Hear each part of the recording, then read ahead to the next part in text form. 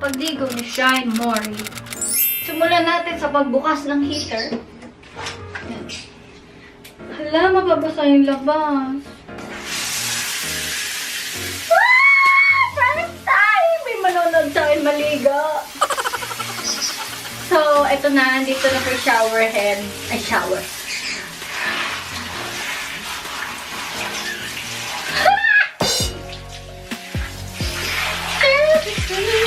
Wala, nabasa. So, first, I wash my hair. Tapos, gusto ko mainit na tubig. Ayan, kalabo na ako. Tapos, ang ginagamit ko for my hair is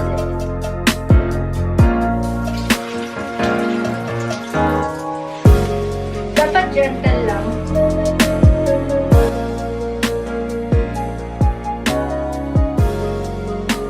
Yan. Pati yung ilalim, huwag lang kakalimutan.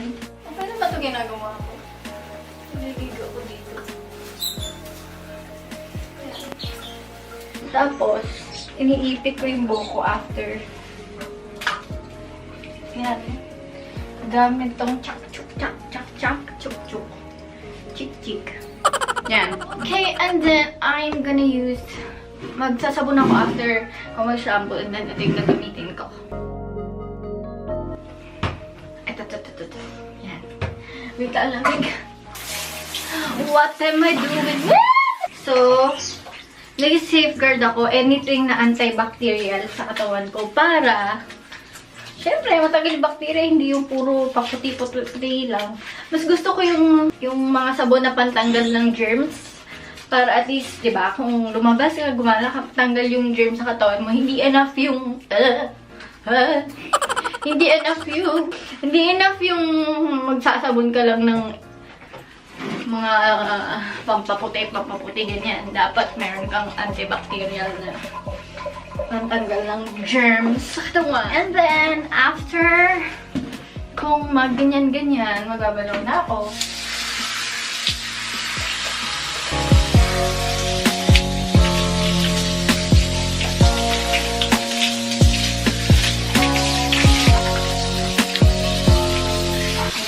After that, I put conditioner sa hair ko.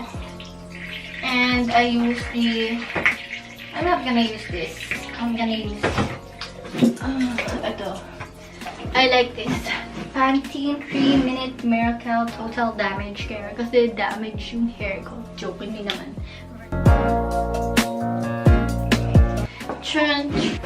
When I put conditioner sa hair ko, dito lang. Yan. Hindi sa my scalp. Kasi yun lang naman kailangan mo lagyan. Saka, di ba alam niyo iba, nagbabalakubak sila kasi hindi nila natatanggal ng maayos o kaya, oo, ganun. Kasi ako never ako nagkaroon ng ganun. And then, okay na yan. Tapos konting pahid lang. And then, I scrub. Marami akong pang scrub dito, guys. Puro St. Ives. Apricot scrub. Depende sa mood ko or depende sa kailangan kong gawin. Yan. Kompleto. Collection. Yan sila. Yung iba kasi sa face, yung iba pwede sa body. Coffee. This one I use sa body ko. Yan. But now, pag nag-scrub ako, 3 times a week lang. And I use this. Oh, may nine pa nakalagay. This one is from Japan.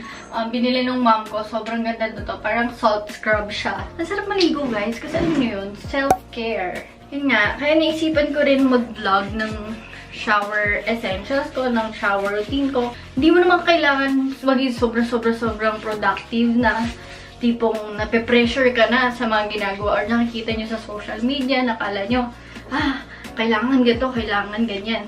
Na parang nagiging competition na para sa iba, which is, dapat hindi ganun. Dapat, kahit papano, mag-relax ka, ganyan. Tapos, magbasa ka, humiga ka, matulog ka, tapos reflect ka sa sarili mo. Pwede mo yun gawin habang naliligo ka, ganyan, no? Hilog-hilog ka ng mga libag mo, tapos muni-muni ka, ganyan. Oh, muni-muni ka, ano na bang gagawin ko sa future ko? Huwag kang masyadong harsh sa sarili mo na parang napapagod din yung katawan mo. Dapat pinapahinga mo yung katawan mo, nire-relax mo kasi kasama yan sa ano eh, self-care. Hid-hid ka lang, mabuti. Alagaan mo yung katawan mo. Iba dyan, kaway-kaway. Simula lockdown, hindi pa naliligo. Aminin. Tapos yan. Huwag niyo kakalimutan yung leeg niyo sa kayong batok niyo ah. After ko na to, sobrang lambot sa skin. As in parang baby skin talaga. Ooh, let's do this. Ganito po maghilod. Hilurin niyo po maigi ang katawan niyo. Alat.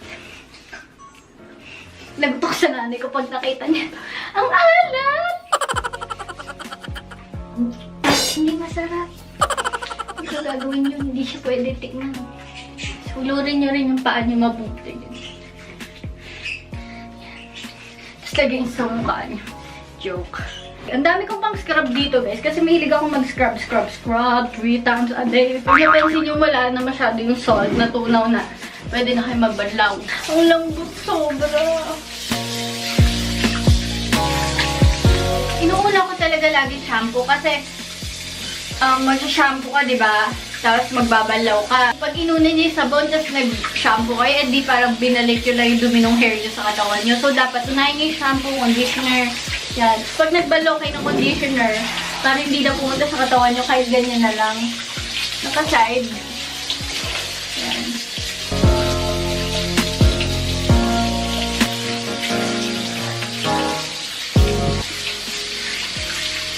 Pero hindi na ako dito ibang pang scrub na ginagamit ko. This one is the Ocean Salt Face and Body Scrub from Lush. Yan. Maganda to guys. Sobrang nakakalambot din na skin. I love Lush product. Sobra. Ubus na siya. Malapit na. Ang bango din. And then ito Rose Argan. Gagamitin natin ngayon. After ko mag-scrub. Ito yung tsura niya. Yan. Tapos, yan. Para talaga siyang conditioner. So, after nyan, hindi mo na kailangan mag-lotion. So, ang lambot niya.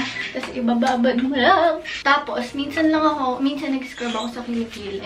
Mga 2 times a week or 3. Pero, hindi pwedeng sobra kasi hindi dapat yun. Ang bango, sobrang bango nito. Sobrang relaxing talaga. Alam niyo yun, kapag stress ka, o kaya pagod na pagod ka, nakakawala pa rin ang pagod yung pag-pamper. Then, ibababad ko yan. I'm gonna scrub my face. It's the St. Ive Radiant Skin Pink Lemonade and Mandarin Orange Scrub. Tapos, lagyan naman sa mukha nyo. Huwag niyong pansinin, meron akong ano dito. Kalimut ko yung sarili ko.